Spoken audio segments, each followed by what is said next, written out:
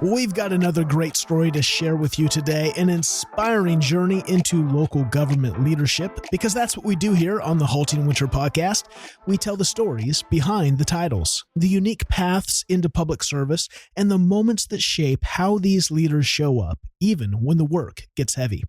Every day, local government quietly makes modern life possible, and behind every service is a person doing work that often goes unseen. This is the Halting Winter Podcast, and I'm Seth Winterhalter. Every week, I have the pleasure of sitting down with local government leaders from across the country that remind us where government really lives, locally, doing the work that truly matters.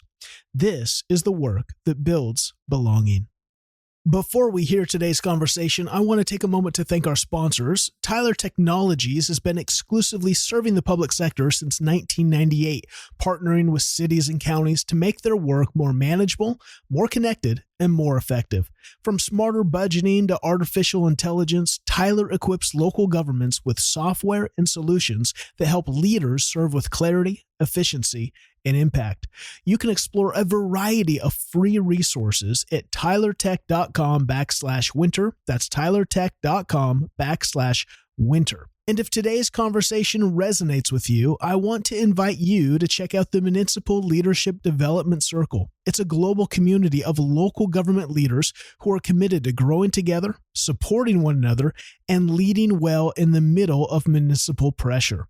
You can learn more about the MLDC at haltingwinter.com/MLDC. That's haltingwinter.com/MLDC. And now, let's turn to today's conversation. My guest on the podcast today is Mike Winder, city manager in Mill Creek, Utah, recently recognized as one of America's 250 public service champions by Local Gov 250. Mike, welcome to the podcast. It is a pleasure to have you on today. Thanks, Seth. So fun to be with you today. It's going to be good. I was looking on, obviously you have an incredible career so far, and there's so much more left in the tank, I'm sure. But man, you've woven through public sector, private sector, entrepreneurship, elected official, the city level, the state level. I mean, this is going to be great for our audience today, inspiring young people, encouraging current local gov leaders. But I want to read this just to give a tease. It says this. I found this about you. The description is, I am a husband, father, man of faith, city manager, community bank advocate, and author. I've been a mayor, legislator, marketing executive, government affairs consultant, banker, missionary, and dairyman. I think, again, if that doesn't encourage you that we're going to have a great episode today, I don't know what can. It's going to be awesome. It's been a good ride, Seth, and I'm happy to share some of it with our listeners. I love it. Well, before we unpack that professional career and all the winding roads that you've been on, take us back to the very beginning and tell us about where you were born and kind of the childhood that shaped you and led you on this journey. You know, my kids are the sixth generation Winders to live on the old Winder Lane out in West Valley, where a great-great-great-grandpa started a home delivery milk dairy business, Winder Dairy, back in 1880. So I grew up in the milk processing plant, helping to run the bottle washer, tagging along with the milkman as they made their nightly deliveries. And that was kind of the family business I grew up with. I was always a government junkie, though, in student government, student body president, Taylorsville High, state teenage Republican chair back in the day. You know, so I always had this political interest, too. I think it's interesting. I grew up on a farm that we did basically dairy replacement for dairy farmers. So we, got the cows pregnant and then sold them to dairy farmers. And so, when you grow up on a ranch and a farm, it's just a different life and it teaches you. So I think, man, I remember a friend of mine who grew up on a dairy farm as well. And he said the best thing, his one regret was his kids grew up in suburban America. And he goes, I wish they would have grown up on a ranch. I wish they would have there's just something you'll learn. The experience of the farm life that just has so many great lessons. Sure. Well, growing up here in Utah, I went to the University of Utah and I knew I wanted to do business or law school. They don't care what your undergrad is. So I did what was interesting for me, which was history. But was a history major at the University of Utah. Like a lot of folks in Utah and other Latter-day Saints around the country, I put in my papers and was called to serve a Mormon mission in Taiwan. And they threw me in Taiwan for 2 years, learning Mandarin Chinese and teaching the gospel of Jesus Christ over in Asia, which was tons of fun. I loved it and loved the people there. But when I finished with my history degree, when I came back from my mission, they said, "Ooh, if you can help us build the door-to-door sales team, you've been knocking on doors and being rejected. You know how it goes." And so I grew and built a door-to-door sales team throughout all of Utah and Nevada of 45 people, and while I was in college, which was fun. But then when I got my MBA from the University of Utah, I thought, okay, here's my chance to work outside the family business. You always want to go beyond what your roots were. And so I was hired by West Valley City, the second largest city in Utah, to be their business development manager in their economic development office. And that, Seth, is when I fell in love with city government. Did you really have any idea of local city government before that? Or where, in you do history, obviously your career has some state government stuff in it. Did you have, I had local government kind of, I was ASB president. I was kind of fascinated with, I thought maybe one day I'll be president, but like I had no idea what local government did. Did you have any awareness of local government, or was it more broad? Not really. In fact, I grew up in unincorporated Taylorsville, Utah, right next door to West Valley. And I actually, as an 18-year-old, led the incorporation effort for Taylorsville to become a city. And so I had kind of obviously an interest in local government that way, but to actually work for a city and see the in and outs of, hey, these are good jobs, but they're making a difference, right? And I look back to my childhood where I would be with my siblings building cities on a Sunday afternoon with Fisher-Price buildings and the Sesame Street house and the parking garage and the pocket cars and blocks. And in hindsight, building cities was a fun thing even in childhood. And so it's funny how when you're in school, you think, oh, maybe I'll be a congressman or something someday.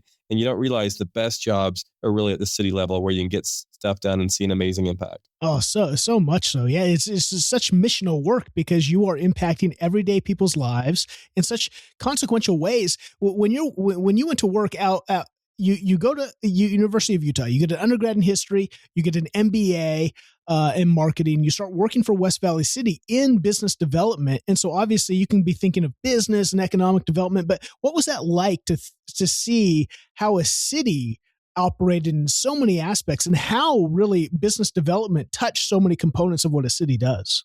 Well, it was great. I helped lead a business put a business council together for West Valley City. I was there on the staff during the 2002 Winter Games and was tasked by our city manager with kind of an adopt a country relationship. We were assigned Canada, and so we had a lot of fun during the 2002 Winter Olympics. The ice hockey venue was in West Valley, where West Valley City is kind of the scrappy blue-collar cousin of Salt Lake City there on the west side of the valley. Tons of fun. The problem, Seth, was after 4 years there, my dad's partner in the dairy business died, his cousin. So they recruited me back as a VP of marketing. The business is way over leveraged, so we brought in some outside partners and investors, rebranded from Winder Dairy to Winder Farms, and it became this farmer's market on wheels throughout Utah and Nevada. And it was a great ride with we joked it was our 125-year-old startup company, because that's what it felt like. But I missed the city. So I ran for city council against a 12-year incumbent and ended up winning. I was 67% of the vote. And then 4 years later, when our mayor retired and there was an open seat, I ran for mayor of West Valley and won with 76%.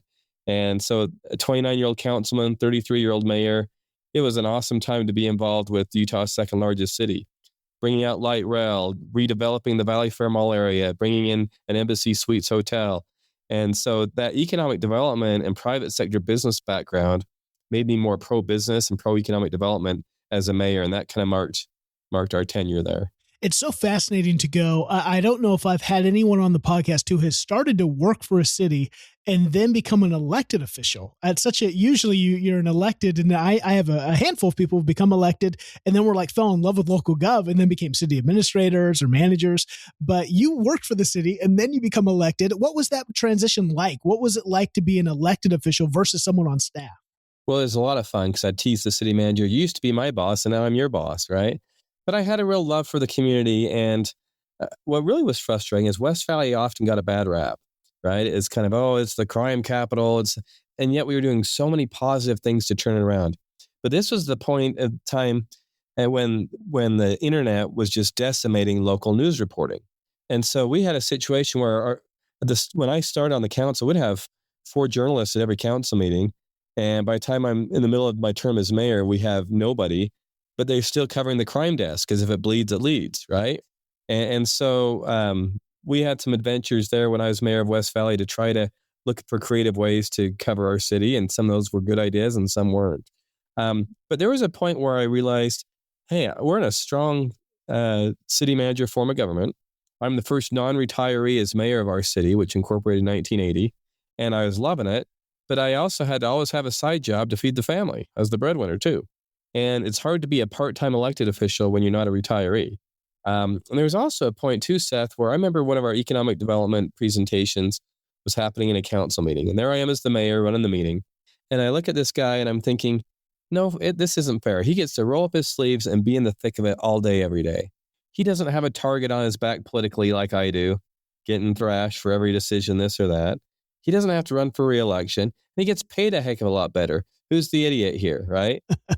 And that was kind of the seed that was planted that led me to back to the staff side. But when I left West Valley City after 4 years as mayor, I was hired by Zions Bank, a regional bank here, to help work with entrepreneurs, and ran for the state legislature at the time. Ended up serving 6 years in the Utah House of Reps. It was awesome. But again, I missed the city government. And so when Mill Creek, Utah incorporated, it's the last unincorporated piece of the Salt Lake Valley, about 65,000 people here on the East Bench.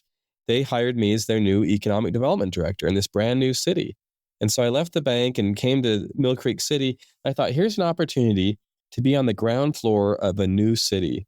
And I was so excited. So I started out here as economic development director.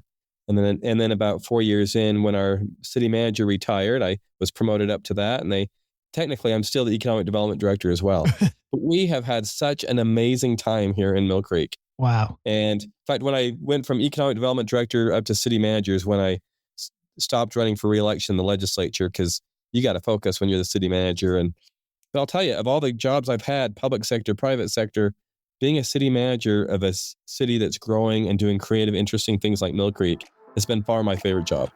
May is National Cities, Towns, and Villages Month, which means it's a great time to recognize the people doing the amazing work that keeps our communities running. The work most people rarely see, and if we're honest, hardly ever fully appreciate.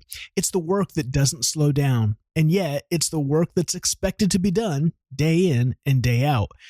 Right now, that work is getting a little bit easier. Across local government, teams are finding small but meaningful ways to operate more efficiently, not by replacing people, but by removing the kind of work that pulls them away from what matters most. Things like drafting routine responses, sorting through data, managing workflows that used to take far more time than they should. This is where AI is starting to make a real impact, and Tyler Technologies is helping local governments do exactly that with tools designed specifically for your world, practical, secure, and built to support your team without adding complexity. Tyler has put together a free ebook on AI and efficiency in local government, along with additional resources to help you explore what this could look like in your organization. Find them all at tylertech.com/winter to help you keep doing the work that matters most. That's tylertech.com/winter. Now, back to the conversation. Wow. Okay, let's go back to West Valley City. We had on the current city manager's Ifo Pili there. We've had him on the podcast. Great guy. He's so great. What a character. Okay. I love talking with him. His episodes. Our kids are good friends too. It's fun. That's awesome. And for the national audience, West Valley City is just west, or is Mill Creek west? I'm trying to remember which one is which. Mill Creek's on the East Bench, West Valley's on the west side. My commute's just 20 minutes straight across the valley. It's great. Nice. And so while you're in West Valley City, again, you're city council, you're the mayor. What's something, let's start with the residents. What should the residents know about elected officials that you wish they would know about either the scope of work, what are some of the challenges? What are the fun things about it? But what do you, especially now in the day of just, man, it just seems like everything dripping down from the top, from federal, from state, is just negative. Kind of, you said you had some struggle with the communication in the story.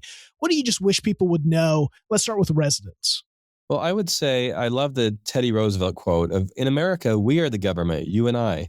And nowhere is that more true than the local level.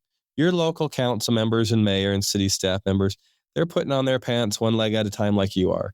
And they are uber focused on problem solving and pragmatic problem solving. They don't care as much about the ideological grandstanding. They care more about the getting stuff done and serving their neighbors. And why? Because if they don't, they hear about it. They hear about it at church or the grocery store or in the neighborhood.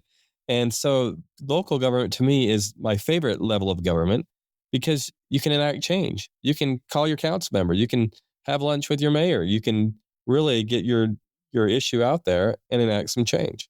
And it seems like maybe that's why I love the local government so much more than, and again, there's a reason for state and federal, obviously, but there at the local level, the work that you do is the real work of, it's not really partisan. Like your potholes aren't partisan, your water, your sewer aren't like these aren't political issues. These are life issues. They are modern services. And so it's like when you solve a problem, it solves something directly for someone in need. Sure. One of the things I love about Mill Creek is we have a mayor and 4 council members. It's a female majority council. You have a Pacific Islander, you have Hispanic, you have Caucasians, you have some that grew up in Utah, some from out of Utah, some of this faith or that faith. You have registered Republicans, registered Democrats, nonpartisan. But they come together in the nonpartisan city council and get stuff done. And you know what? The conservatives are happy because we haven't raised taxes for a few years. We balance our budget every year. We're being very careful with those tax dollars. The progressives like it because we're having a promise program that reaches out to help underprivileged kids.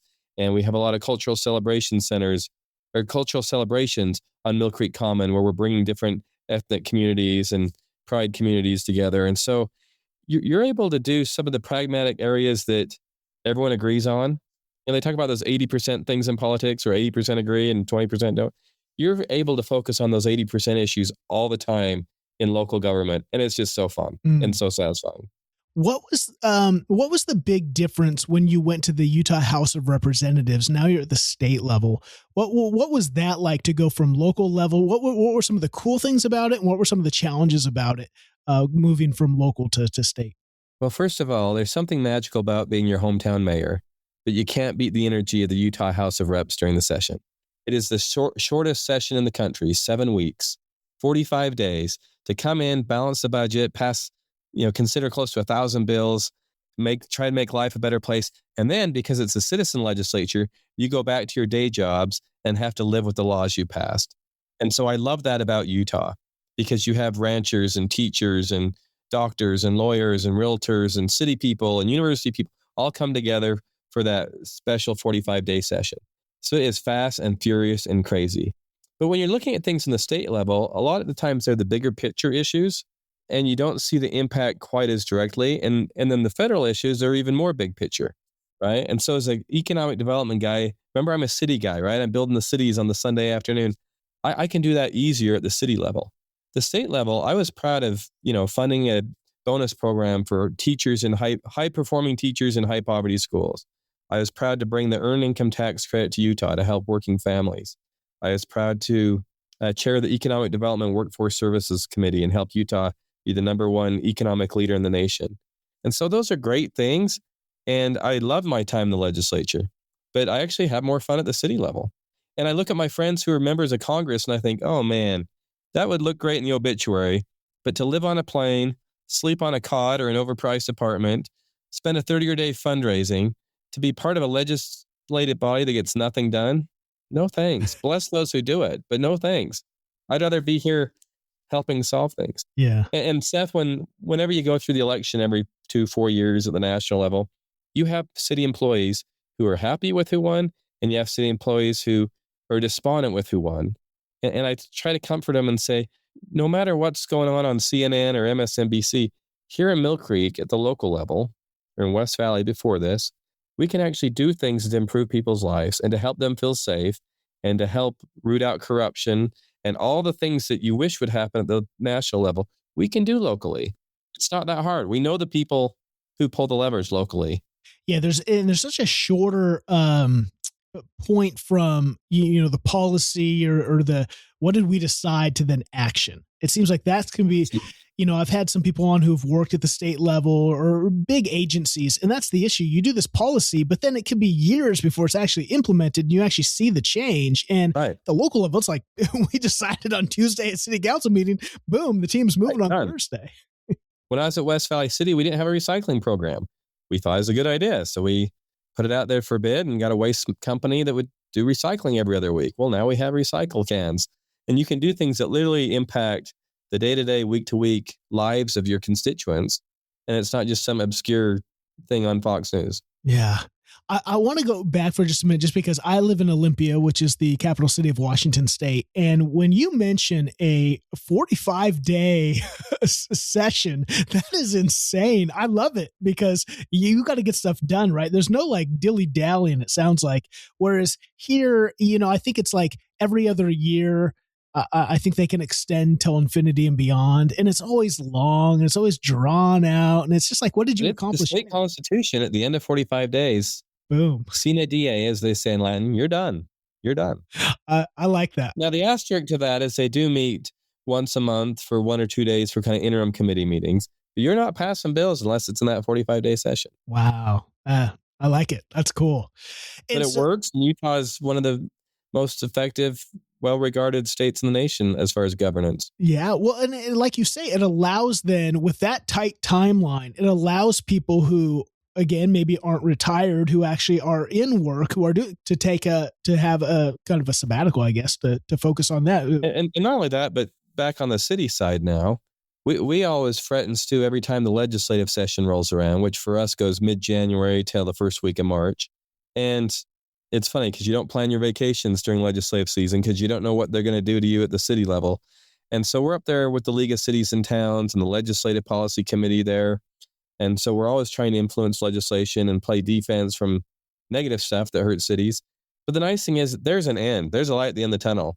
March comes and we all can go to spring break and not worry about the legislature giving you an unfunded mandate randomly in the middle of the year.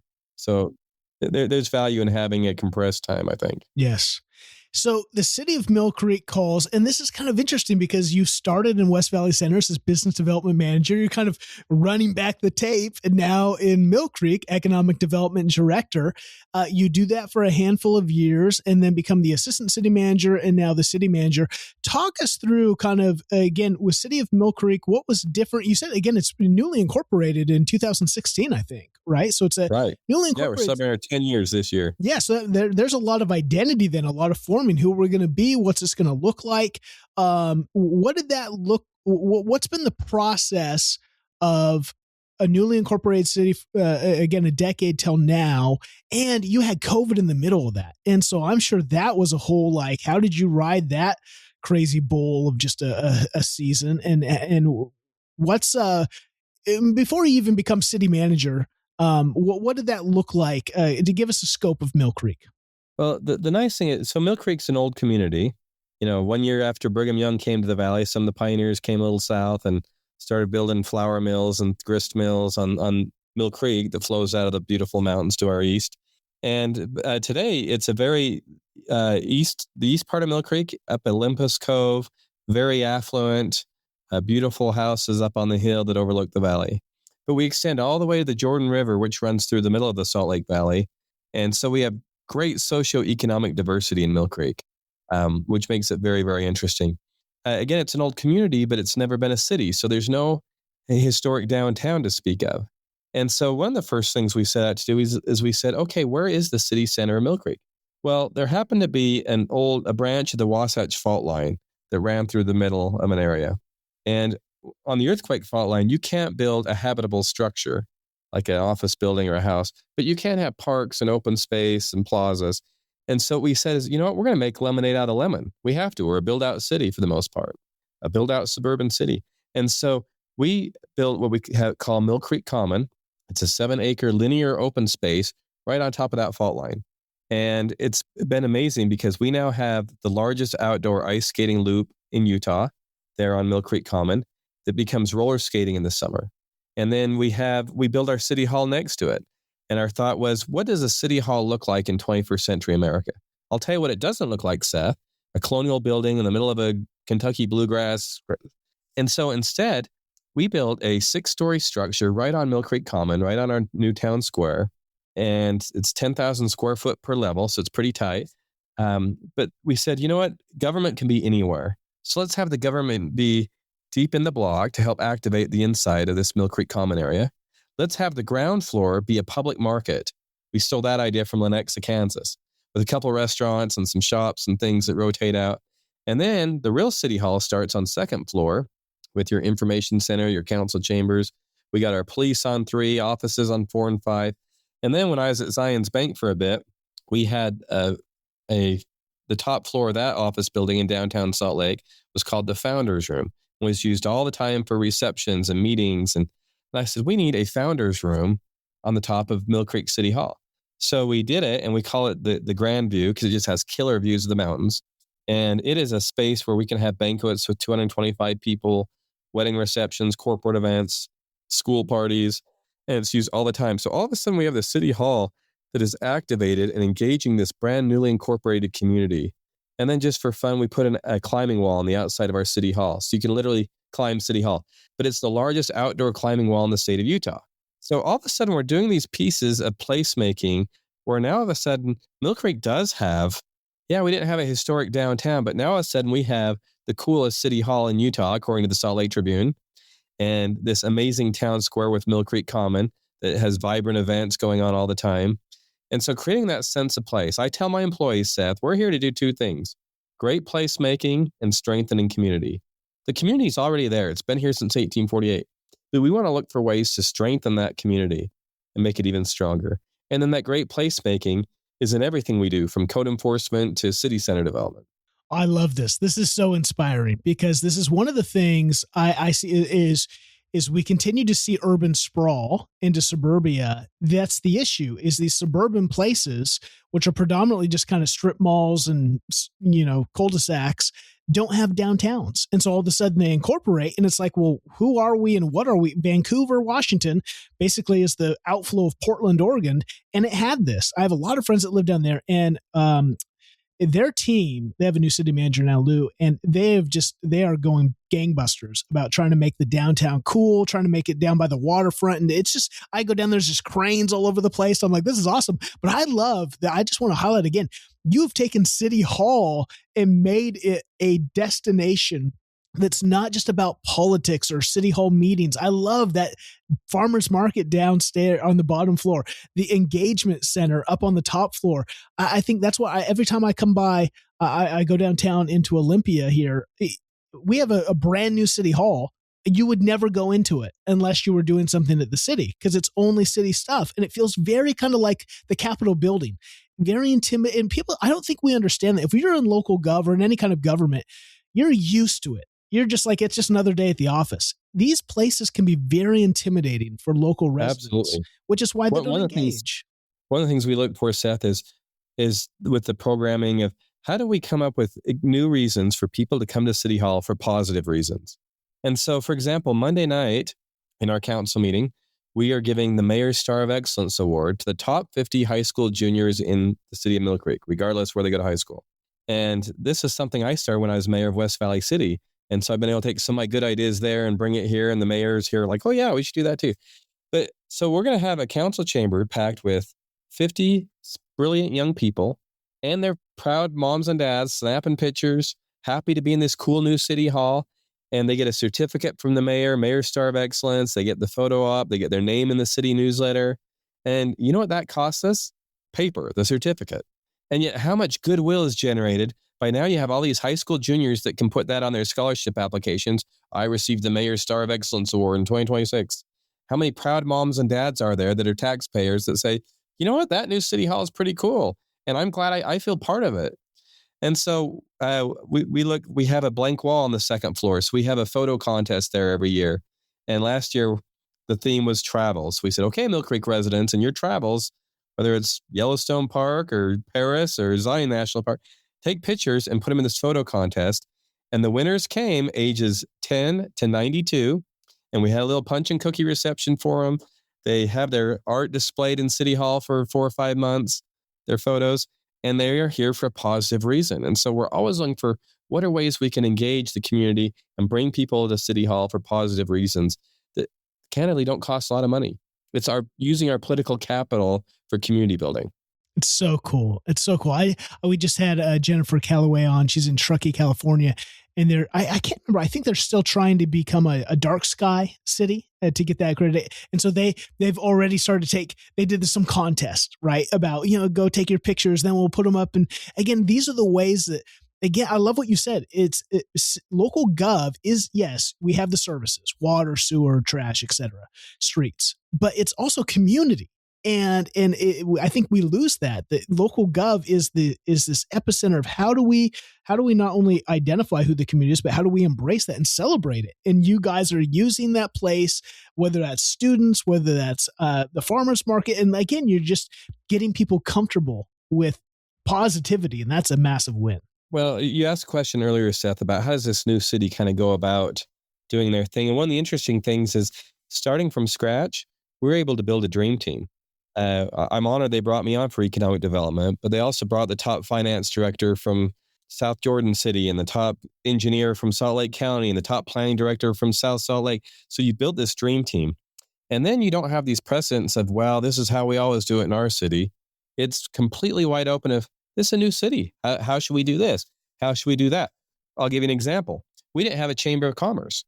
And so we had grand debates when I was brand new as the economic development director of, hey, do we just join a neighboring chamber of commerce? Do we start our own? Do we just join the Salt Lake Chamber, which is a larger group? We ended up creating the Mill Creek Business Council and saying every licensed business in Mill Creek is an automatic free member of this. We're not going to nickel and dime you for dues all year long. And then we're going to have events that are all kind of pay as they go. We're going to have a meet and eat once a month where we invite our business leaders, rotate different local restaurants. It's a free event. You come pay for your own lunch, and you get to meet other business people in the community. We do an annual business council gala with it. So we're able to do things. Being a new city with not a lot of budget, you have to be creative. Being a build-out city where you have nowhere to go but up, you have to be creative. And so our city vision statement is actually innovating ways to serve our community. Because in every department at City Hall, we have to be creative to find ways to get the bang for the buck to serve the public. Oh, it's so good. So back to your story. You come on as the economic development director. You become the assistant city manager in 2021. When a part of your story do you realize you wanted to be a city manager? Well, what happened is as economic development director, I fell in love with Mill Creek and what we were doing here and being on the ground floor, again, a startup. When I was at Zion's Bank, I worked with startups and entrepreneurs. When I was at Winder Dairy and we brought in those investors and became Winder Farms is once again a startup. So being part of new and fresh organizations is very exciting to me. And so I fell in love with Mill Creek, this great community, and the idea of helping to shape a new city. And so when I had an opportunity to become the city manager, it was just a desire to just keep that going.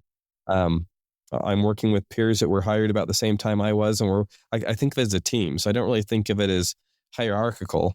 We have a very flat organization. I have 10 direct reports. And we just jam. We are nimble. We're quick. We keep things moving. My assistant city manager is also our planning director. My executive assistant not only does my scheduling and the mayor's, but she also runs this business council I mentioned and is the other half of the economic development department. So everyone here wears a lot of hats, and we're able to just move at the speed of Mill Creek and get things done in a quick and nimble way, which is a ton of fun. I love it. When you became the city manager, again, you've been a city council member, you've been a mayor. Was it just easy? Because again, like you said, the dream team was set up and just rock and roll into kind of the new role, or was there a unique kind of like, oh, this is kind of different as the city manager? Was there anything unique there? Well, I'll say what it was is, and with no disrespect to the city manager I had at West Valley, because he was great. But having been a staff member, having been a mayor, having been a council member, and even having been in the private sector, I can be the type of city manager that I didn't always have, but that I wish I could be, right? That I wish I had. And so I know I'm always looking for ways to have my elected officials look good and have me or my staff deliver bad news, because I'm always looking for ways to present them really good options, but also recommendations. But then sitting back and saying, but you guys are the policymakers. You make your recommendation and I'll run with it. And there have been times where there's been a decision where like, oh, I wish they would have gone a different way, but oh, well, that's my job to carry it out. But most of the time that we see eye to eye, and that's been incredibly rewarding. But I think because I've sat at all the different seats around that round table, I'm able to help development projects happen. I'm able to help policy issues move through the council in a way that maybe if you hadn't had those experiences would be a little tricky. Yeah. So it is really fun to be on the city manager side.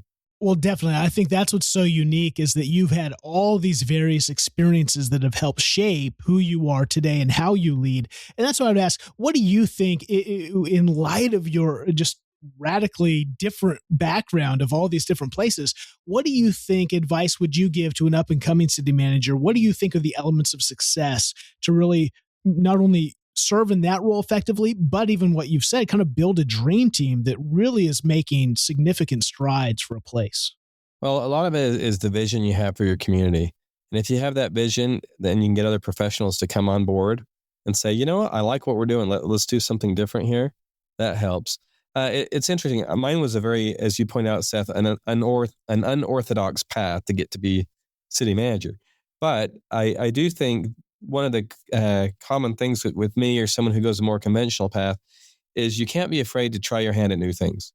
If you're a young MPA student and your goal is to be a city manager someday, that means you might be an analyst in this small town here for a couple of years.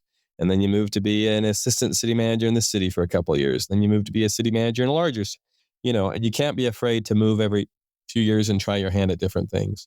There is a point of diminishing returns in any job as far as what you learn, right? And you get into a job and you learn a ton in the first 2-3 years and then it kind of plateaus. And so having been able to have several mini careers in different private sector, public sector, elected official roles has been helpful for me because for one, you learn a lot, and two, your Rolodex is huge. And that's very valuable when you're looking for grant funding or development partners and meeting people along the way. After more than 325 episodes with local government leaders and thousands of conversations on stages and workshops across North America, there is one pattern I keep seeing regardless of the size, the structure, or even the budget of the organization. The people who are the most technically skilled are often the ones we are promoting into leadership. But then we expect those technical skills to translate. But let's be honest, leading people is a completely different job, a completely different reality. It's like learning a foreign language. When that gap isn't addressed, it shows up everywhere. In communication and accountability, in the very cultures we are trying to create, build, and sustain. And it shows up in the weight those new leaders now have to carry every day. That's exactly why I created the Municipal Leadership Development Circle, or for short, what we call the MLDC. It was built specifically for local government leaders who were promoted for their skills, but never fully prepared to lead people. If you are feeling that gap, or if you're seeing it on your team, in a department, now is the time to address it. Learn more and schedule a conversation at haltingwinter.com/MLDC. That's haltingwinter.com/MLDC, or simply use the link in the show notes. Now, back to the conversation. It seems like because not only have you had a variety of experience, you've been in those roles. And so for you as a city manager now, to know how to communicate to your electeds because you've been in that role, to know how to communicate to your staff because you've been in those roles. How speak to communication, because it seems like communication is especially nowadays where we are in a media world of communication. And I think you'd even mentioned at the beginning of this, it seems like sometimes local government doesn't tell their story effective enough. Sometimes that's what we're so busy at the work that we forget to celebrate what's going on. So talk about how the role of communication, how do you do that? How do you make sure that communication is happening both internal in the organization and out into the residents? Well, those are great questions. First of all, on the internal level, I have a department head meeting every Monday morning with my 10 direct reports. And the mayor even stops in when it's the night of a council meeting just to hear what's going on. And she's always welcome to do so. But we don't have a formal agenda. We go around the room and everyone's giving reports and asking questions of what's happening. And we limit it to an hour, but it's a super open, free flow discussion where different department heads are able to bring to that group anything important to them. A second thing we do is every month we have an all-staff meeting. We close City Hall on a Wednesday afternoon from 3:30 to 5 once a month. And we all gather together in our council chambers. There are about 75 of us now because we contract out for police and fire and some things. But we get together and sometimes it's the annual stormwater training or Government Record Access Management Act training or something. But other times it's a different department showcasing what they do or communicating plans. Or when we had our new mayor and councilwoman last year, we had to get to know the new elected officials. And so have a little refreshment, have a little get together, give some awards, have some camaraderie. That's invaluable. We look for even little things along the way, whether it's potluck barbecues or once a month we gather to have some ice cream and celebrate whoever's birthday is that month. So those little cultural things break down the silos, which makes the natural communication internally happen and be more natural. On the bigger question is with the public. And I really was frustrated with that when I was mayor of West Valley of how do we better communicate what's going on to the public? Because that was the point in the internet and the media world where the traditional reporters and media bandwidth was breaking down. You know how it is, Seth. You pick up a newspaper from the 80s or 90s and the local section's this thick. They're covering planning commission meetings. You have all that. You don't have that anymore. One of the things I love about Mill Creek is every Friday afternoon, we send out an e-newsletter to 8,000 homes. And it has like a 54% open rate some weeks. It's crazy.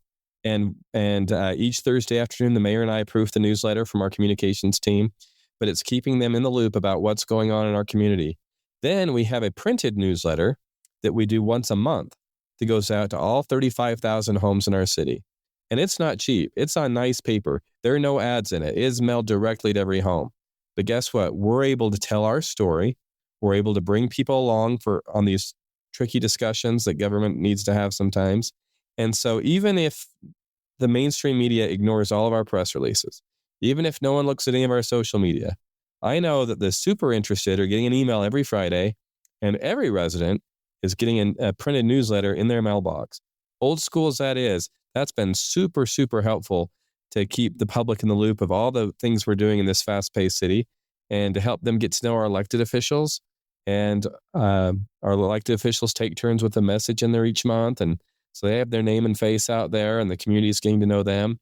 Again, these are things I wish I had when I was mayor and I didn't. Mm-hmm. But now that I'm city manager, we do them.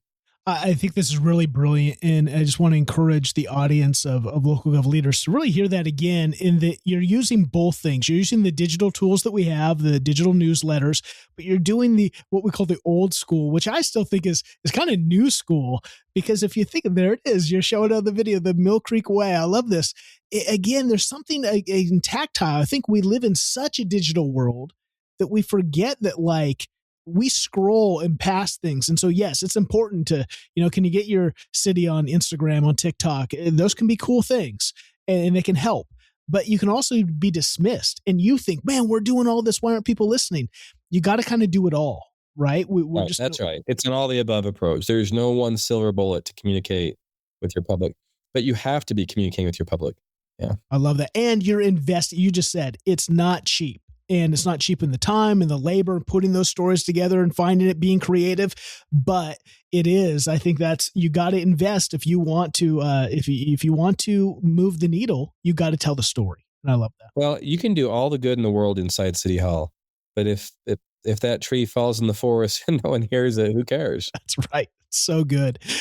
So you've been the city is celebrating 10 years old. You've been in the chair a few years. What did I want? I wanted to hit on. Oh, I saw something on your LinkedIn account. Again, you're a great follow. The Mill Creek City 10-year anniversary puzzle. What in the world is this? I thought that was kind of cool.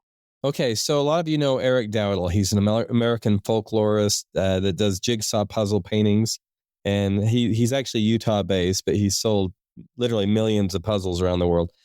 Well, for our 10-year anniversary, we contracted with this artist, Eric Dowdle, to do a jigsaw puzzle. You can get in 500-piece or 1,000-piece options of our city on its 10-year anniversary. And it's kind of a snapshot in time. You have the high schools and some of the key businesses that bring back memories in our city center and Mill Creek Common. And you have our Milo the Mill Creek Moose mascot hidden in there and our mayor and council. And it's just kind of a fun way. Again, remember, Seth, we're strengthening community and building great places. And so having a puzzle that people can buy and they can do on their own to kind of pull all that together is a great way to build community. So we're trying to have some fun with things like that. I think that this is so important because like you said, it's having fun and it's something that can be, again, we've talked about newsletters and about getting the story out. It's a puzzle. People like things like that's something a normal person would have in their house that, again, tells a story about your city. And you can go, oh, you're only 10 years old. That's a 100th anniversary or something. No, like keep telling your story, keep building the community. I think that's a great idea that a lot of people wouldn't even they wouldn't think about. And yet here you are trying to create, like, we do have a history. We have a past and let's move forward. Right. One of the books I read early in my career was by Peter Kajiyama, that For the Love of Cities, the love affair between people and their places. And a lot of you have heard Peter speak at different conferences and things. And your community is an emotional thing. And so when you look at public art, when you look at a T-shirt with your city logo on it, when you look at a puzzle, these are ways to strengthen the bonds of love between residents and their community. And that's a really important job as facilitators and city leaders, is that we foster that love. There is a loneliness epidemic out there. Yes. People do not feel connected to institutions the way they once did. But if you can have them feel like, I'm part of a city. I get a newsletter every month. I come down to the city hall for recognitions and to Mill Creek Common for Cinco de Mayo celebrations with food trucks. They feel part of a community. And that's, I think, more valuable than ever before. So much. I can't agree more. Tribe is so important. And I think that's the issue in this digital world that we're finding. It feels like, I go on Twitter or wherever and I connect with all these people. So it feels like I have connections, but they have no depth to them. They're not real, right? They're almost, they're not fake, but they're close to it. They're just so shallow because you don't really know them. And I think what you're doing, I was a pastor for a number of years, and we had we lived in a military community. So we sent out like 30% of our church every year would turn over, a lot of young people, and people would write me back, email me a year or two later and be like, we just miss Harbor so much because we created such a brand of tribe when you were with us. And I think it'll be surprising to see how many people, maybe move on, but will move back because they're like, it was such an important, like you create a memory of a place with people. And with your question earlier, Seth, was a good one on communication, both internally and externally. Internally, you got to create that culture. One of the dangers of having a history major as a city manager is I started doing a yearbook every spring. And so we make a little yearbook and it's just spiral bound and we have yearbook day. But I have yearbooks going back for the 5 years I've been a city manager that has every department on there and all their pictures, but it also has pictures of the kind of accomplishments and achievements and fun stuff that you've done throughout that year. And new employees love it because it can help them learn who's who faster. But having a yearbook at a organization where you spend a lot of your waking days, you feel a part of that tribe. When we built our new city hall, one of the things I insisted on is that we had a soda fountain in the break room because I want to create ways and reasons for people to come together and grab that Coke Zero on an afternoon and bump into someone from a different department and see how they're doing. And so that tribe and that culture is so important, both internally and externally with our city building. Well, I can see why you were given this award, America's 250 Public Service Champions. And I think who you are, again, it started that history degree, in your undergrad. Obviously, I don't think I've mentioned this yet, but you're an author. You have many published books. And so I think there's a unique power and you're kind of an anomaly where usually if you're a historian, you kind of can live in the past. You can always kind of be back in the yesteryears were better.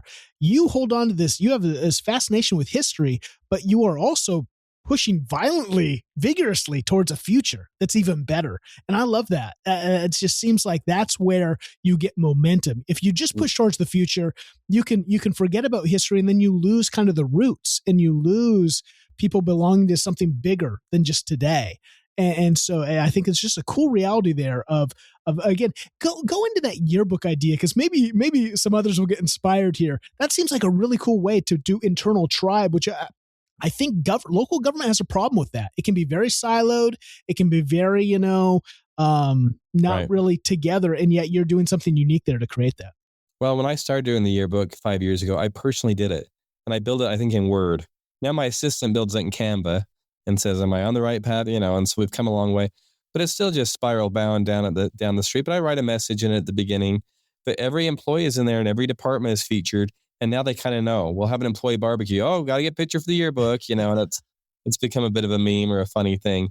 But yeah, on the books I've written, a lot of them are kind of local Utah history ones or even LDS history.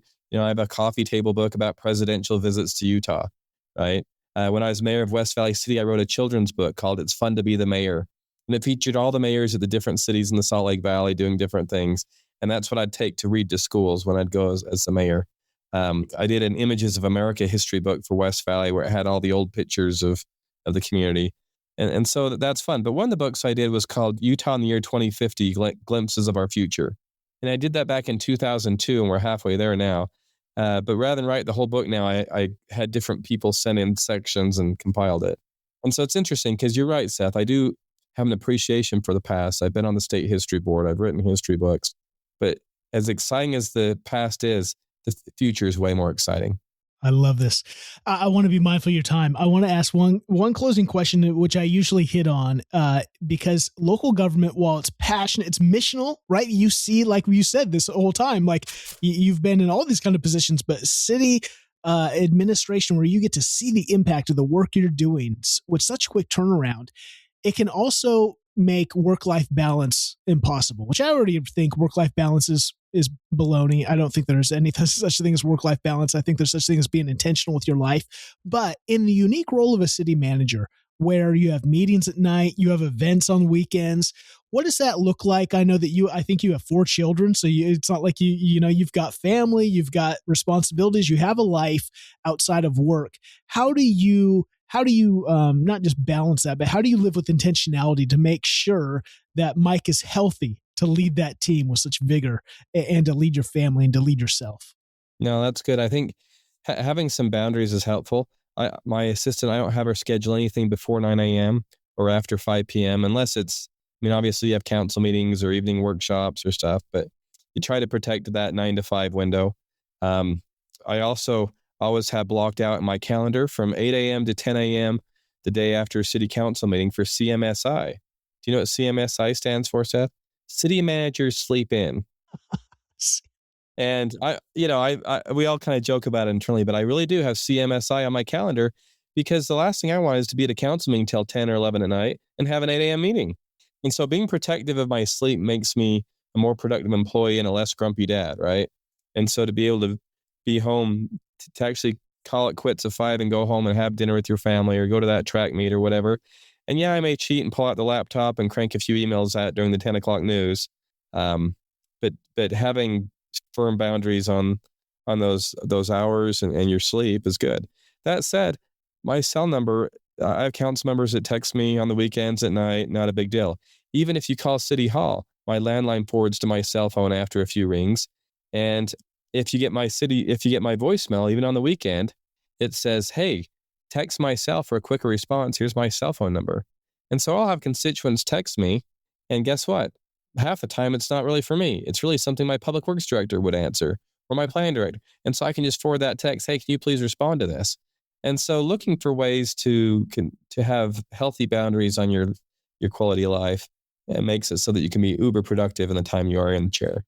I love that. And I just think to emphasize, I do a lot of coaching, speaking on this. Boundaries are not hard like walls. They are boundaries that, again, you have permission to cross. But I think that's the danger. A lot of leaders don't even set them because they feel like, oh no, I'm gonna offend someone, or I'm gonna look weak, or not like I'm an ultimate servant. And it's like, no, set boundaries and establish them.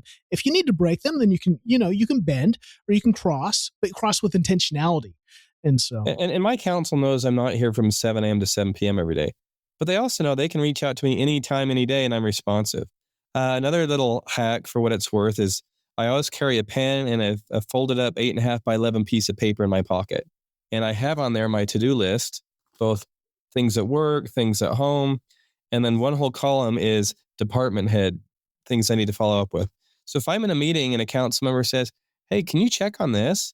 Guess what? Out comes the pen and paper, and they know if it's on the list, Mike's not going to forget about it. And then every week or two, I got to transfer it over to a new paper. And would that be easier with a digital tool in my phone? Sure. But there's something about physically having to do it and transferring it over that gives you a motivation to get it off your list, right? Totally agree. And if you're not dropping balls, guess what? You're sleeping better at night. You're not laying there in bed thinking of all the things you forgot, because if you think of it, you pull out your pen and paper and you write on your list and you go back to sleep. I have the same thing. I have my stuff digitally. I have my tasks, my notes, the stuff, but I always have the sheet of paper too, because in the sheet of paper, I don't know, there's something about the tangible. I write it, I have it with me. It's right in front of me. I don't need to open up a thing or figure it out. It's like, boom. There's a dopamine hit when you put that little check by it too. Exactly. Well, I think we've, I wonder if the noted takeaway is going to be the CMSI, City Manager Sleep In. I love that. I love the intentionality behind it. Man, so many good things. We're going to have to do a follow-up with you and dive deeper. You've given so many good insights. Hey, anytime, Seth. And man, we're working on phase 2 of Mill Creek Common now, which will have a 19-hole mini golf, not just 18, a skate park and a splash creek. So we're always innovating and looking for ways to serve our community. And it's an honor to be honored this way nationally and to visit with you today. I love it. We're definitely going to have to do a follow-up in here about all those things, because I think a lot of city managers, administrators are going to be encouraged about what you're doing. Again, give a follow. Mike Winder on LinkedIn. Great stuff going on there. Thanks for sharing your time with us today, Mike. Thanks, Seth. Great to be with you. The stories we share here on the Halting Winter Podcast remind us where government really lives, locally, right here in our cities, our counties, the communities that shape our everyday life. If today's conversation resonated with you, please subscribe and share the episode to help these stories reach others. I'm Seth Winterhalter. You can find me at haltingwinter.com. Until next time, thanks for listening.